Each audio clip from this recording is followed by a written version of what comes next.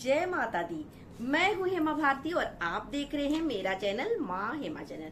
तो फ्रेंड्स, एक और नए वीडियो में बहुत बहुत स्वागत है आप सबका। उम्मीद करती हूँ कि आप सब स्वस्थ होंगे, मस्त होंगे और जहाँ कहीं भी होंगे बहुत खुश होंगे। और हमेशा की तरह माता रानी की कृपा से मैं भी बहुत खुश हूँ। तो चलिए फ्रेंड्स, बिना समय बर्बाद किए शुरू करते हैं आज का वीडियो और जानते हैं कि सावन मास में हमें क्या चीज खाना चाहिए, क्या नहीं खाना चाहिए, क्या हमें शिव जी में चढ़ाना चाहिए, क्या नहीं चढ़ाना चाहिए, हमें कैसा वस्त्र पहनना चाहिए, हमें क्या कुछ करना चाहिए, पूरी जानकारी आपको देंगे। तो पूरा अंत तक वीडियो देखें और लाभ प्राप्त करें। तो अगर आपको मेरा वीडियो अच्छा लगे तो लाइक शेयर कमेंट कर दीजिएगा। मेरे चैनल में नए हैं तो चैनल को सब्सक्राइब कर दीजिएगा, बेल आइकन प्रेस कर दीजिएगा ताकि मेरे वीडियो के नए नोटिफिकेशन सबसे पहले आप तक पहुंचे। आप भी मेरे जैसे ही माता रानी के भक्त हैं तो मेरे कमेंट बॉक्स में जय माता दी लिखना ना भूलें। और चलिए अब वीडियो को शुरू करते हैं और जानते हैं कि सावन मास में हमें क्या कुछ करना चाहिए और क्या नहीं करना चाहिए। तो सबसे पहले मैं आपको बता दूं कि सावन मास 2024 में कब शुरू हो रहा है और सोमवार का जो व्रत है वो कितना पड़ेगा और कब कब किस डेट को होगा, ये सारा चीज मैं पहले बता देती हूँ। ऐसे मैं पहले भी वीडियो डाल चुकी हूँ जिसमें अच्छे से मैं बता दी हूँ कि क्या क्या करना है, नहीं करना है। ऐसे सारे वीडियो आते रहते हैं और आगे भी आते रहेंगे, लेकिन मैं इस वीडियो में भी आपको अच्छे से समझा देती हूँ, बता देती हूँ कि सावन जो महीना है वो कब से शुरू हो रहा है और कौन कौन सा सोमवार में हमें व्रत करना है। तो देखिए 22 जुलाई से ही सावन महीना शुरू हो रहा है और सबसे बड़ी खुशी की बात यह है कि सोमवार के दिन ही सावन चढ़ रहा है। तो देखिए डबल इसमें हमें लाभ मिलने वाला है। और इस बात से आप और हैरान हो जाएंगे कि जैसे ही सावन चढ़ रहा है सोमवार के दिन, वैसे ही समाप्त भी हो रहा है सोमवार के दिन। तो देखिए है ना बड़ी मतलब खुशी की बात। और इससे पता चलता है कि इस साल हमारे भोले बाबा, हमारी माँ पार्वती कितना अपने श्रद्धालुओं के साथ जुड़े हुए हैं, कितना उन्हें आशीर्वाद देने वाले हैं। बहुत अच्छा होने वाला है। ऐसे भी सावन का महीना जो है बहुत पवित्र होता है, बहुत ही पवित्र माना जाता है। और ऐसे में अगर सावन का शुरुआत ही हो जाए सोमवार से और समापन हो सोमवार से, तो फिर उसके क्या कहने, मतलब लाभ ही लाभ मिलने वाला है। बस हमें क्या कुछ करना है ये हम आपको जानकारी दे देते हैं इस वीडियो में।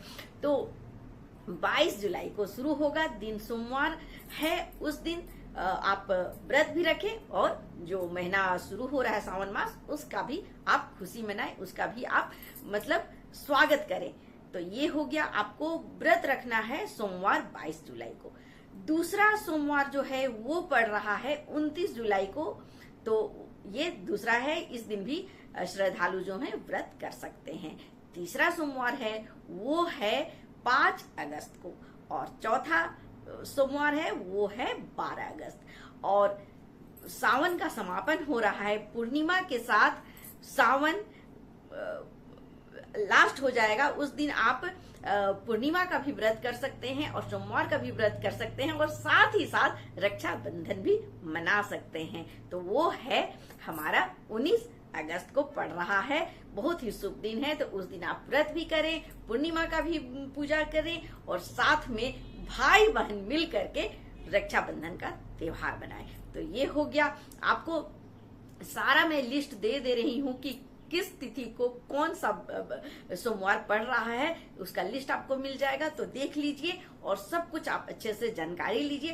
पूरा अंत तक देखिए मेरा वीडियो। अब जानते हैं कि हमें क्या खाना चाहिए सावन मास में और क्या नहीं खाना चाहिए। लहसुन प्याज खाएं या नहीं खाएं, नमक खाएं या नहीं खाएं, कैसा वस्त्र पहने कैसा नहीं पहने, सब कुछ आपको बता रहे हैं। एकदम ध्यान से सुने और एक एक चीज आप अपने जीवन में उतारें, सावन मास में उतारें उस सब चीज को। ऐसा नहीं कि सुन लिए बात खत्म हो गया, नहीं, उसे करना चाहिए, तभी आपको पूरा फल मिलेगा। और ऐसे भी ये देखिए महीना जो है ना बहुत पवित्र महीना है। इसे पूरे महीने में, हिंदी मास का जो महीना है उसमें इस महीने को बहुत ही पवित्र माना गया है। इस महीने में जो कुछ भी हम भोले नाथ से, माँ पार्वती से मांगते हैं आराधना करते हैं, उनसे हम मनोकामना करते हैं, वो जरूर पूर्ण होता है, क्योंकि इससे पवित्र और अच्छा महीना कोई हो ही नहीं सकता है। और इस समय जो भोलेनाथ से हम बोलते हैं ना, वो एकदम तुरंत ही पूर्ण होता है। ये इस महीना का ये खासियत है। और ऐसे तो देखिए, अगर आपका मन पवित्र है ना, तो वो मतलब आपका इच्छा मनोकामना हर चीज जरूर पूरा होता है। लेकिन आप अगर अंदर से, बस मैं बोलूंगी नहीं, लेकिन अगर इस तरह का बात होता है तो आप चाहे कुछ भी पूजा कर ले, कुछ भी करे लाइफ में, कितना भी व्रत उपवास कर ले, अगर आपका मन सही नहीं है, आप अच्छे इंसान नहीं है, तो कभी कुछ भी नहीं होगा। अगर हो भी जाता है तो बस नामत थोड़े देर के लिए है, और फिर बाद में आपको उसका अच्छा खासा भुगतान करना पड़ सकता है। तो ये हो गया। चलिए अब जानते हैं कि हमें प्याज लहसुन खाना चाहिए या नहीं खाना चाहिए। देखिए, गलती से भी प्याज लहसुन सावन मास में आप नहीं खाएं। बहुत जरूरी है। आप ऐसे जगह में रहते हैं जहां नहीं आप छोड़ सकते हैं प्याज लहसुन, वहां की बात अलग है, ड्यूटी है, कुछ ऐसा बात है, वो बात अलग हो जाता है, फिर भी हमें अवॉइड करना चाहिए।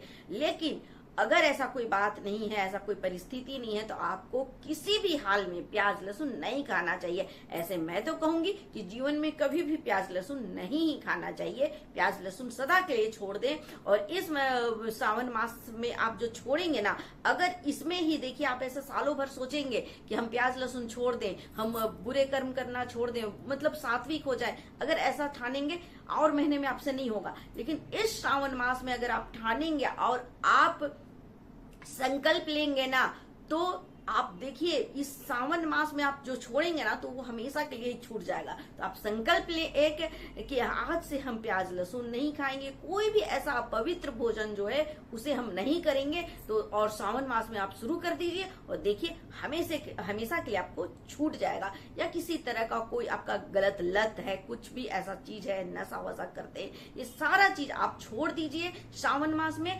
क्योंकि ये ऐसे ही पवित्र महीना है। तो ऐसे पवित्र महीना में आपको अपवित्र चीज का सेवन करना भी नहीं चाहिए। और जब आप सावन मास में ऐसा करना शुरू करेंगे ना, तो हमेशा के लिए आपका ये छूट जाएगा और आप एक अच्छा जीवन जी पाएंगे। तो ये हो गई बात। अब नमक का बात करते हैं। क्या व्रत में हमें नमक, जो नमक होता है, उसे खाना चाहिए या नहीं खाना चाहिए? तो देखिए, जब आप व्रत करेंगे ना, तो आपको नमक का सेवन नहीं करना है। हाँ, आप सेंधा नमक से व्रत कर सकते हैं। सेंधा नमक को पूजा पाठ में आप व्रत करके बिल्कुल खा सकते हैं, उसमें कोई दिक्कत नहीं है, क्योंकि ये पवित्र माना जाता है। माना जाता नहीं, वो है ही पवित्र। तो आप नमक नहीं, साधारण नमक नहीं खा करके सेंधा नमक से व्रत कर सकते हैं।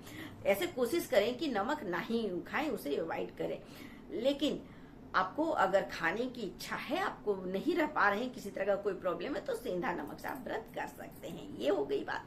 अब जानेंगे कि हमें कौन सा कलर का वस्त्र पहनना चाहिए। तो देखिए, हरा मैं पहले भी वीडियो में बता चुकी हूँ, और सभी जानते हैं कि हरा जो कलर है वो सावन महीना का बहुत ही खास कलर होता है। हरियाली छा जाती है, पूरे वातावरण हरा भरा हो जाता है। तो ऐसे में अगर आप भी हरे भरे रहेंगे तो शिव जी बहुत खुश होते हैं। इसलिए हमें कोशिश करना चाहिए कि हरे रंग का ही वस्त्र पहनना चाहिए, और काले रंग का वस्त्र कभी ना पहने सावन मास में। और मंदिर में तो कदापि नहीं जाए, मंदिर आप कभी नहीं जाए काले वस्त्र पहन करके, नहीं तो भोले बाबा बहुत जल्दी क्रोधित हो जाते हैं। तो इस चीज का हमें ध्यान रखना है कि भोले जी जितने भोले हैं ना, जितना जल्दी ही वो प्रसन्न होते हैं, उतने जल्दी ही रुष्ट भी हो जाते हैं उनका। और क्रोध जो होता है ना, बहुत ही भयानक होता है। तो इस क्रोध से बचें और ऐसी गलतियां ना करें। इसलिए मैं वीडियो लेकर के आई हूँ कि मैं एक एक चीज आपको बता दूं कि ये सारी गलतियां आप श्रावण मास में नहीं करें। तो ये हो गया कौन सा वस्त्र पहनना है। अच्छा, आपको क्या चढ़ाना है? तो दूध आप जरूर चढ़ाएं भोले बाबा को। साथ में आपको बेलपत्र चढ़ाना है, गंगा जल चढ़ाना है, और धतूरा चढ़ाना है। और कभी भी देखिए लाल पुष्प ना चढ़ाएं भोले बाबा को, लाल पुष्प नहीं चढ़ाएंगे, टूटा फूटा अक्षत नहीं चढ़ाएंगे। जब भी चढ़ाएंगे तो पूरा अक्षत चढ़ाएंगे, नहीं तो टूटा हुआ अक्षत चढ़ाने से भोलेनाथ रुष्ट हो जाते हैं, क्रोधित हो जाते हैं। तो इसका ध्यान रखें। साथ में आपको लाल फूल नहीं चढ़ाना है, सफेद फूल चढ़ाना है भोलेनाथ को, और धतूरा चढ़ाइए। और इस तरह तुलसी पत्ता भूल के भी कभी नहीं चढ़ाइएगा भोले जी में। और कभी भी आपको नारियल का जल नहीं चढ़ाना है, गंगा जल चढ़ाएं, दूध चढ़ाएं, लेकिन नारियल चढ़ा सकते हैं लेकिन उसका जल नहीं चढ़ाइएगा। शंख से जल कभी नहीं चढ़ाना है आपको। शंख से होता है ना कि हम रुद्र अभिषेक करते हैं, तो रुद्र अभिषेक जो है कभी भी शंख से नहीं करना चाहिए हमें। इन सब बातों का ध्यान रखें और अच्छे से व्रत करें। सोमवार का व्रत जो है वो 5 सोमवार पड़ रहा है, तो 5 सोमवार जो है सो आप अच्छे से करें। और मैं ये भी बता दूं कि देखिए हर बार 4 या 5 पड़ता है, तो बड़ा संजोग होता है जब 5 सोमवार पड़ता है ना, तो ये बहुत अच्छा माना जाता है, हमारे लिए अच्छा है कि 5 सोमवार पड़ रहा है और हम 5 व्रत कर पाएंगे। पिछले बार तो 8 सोमवार पड़ा था, तो ये भी बड़ा ही अनोखा है कि इस बार 5 पड़ रहा है।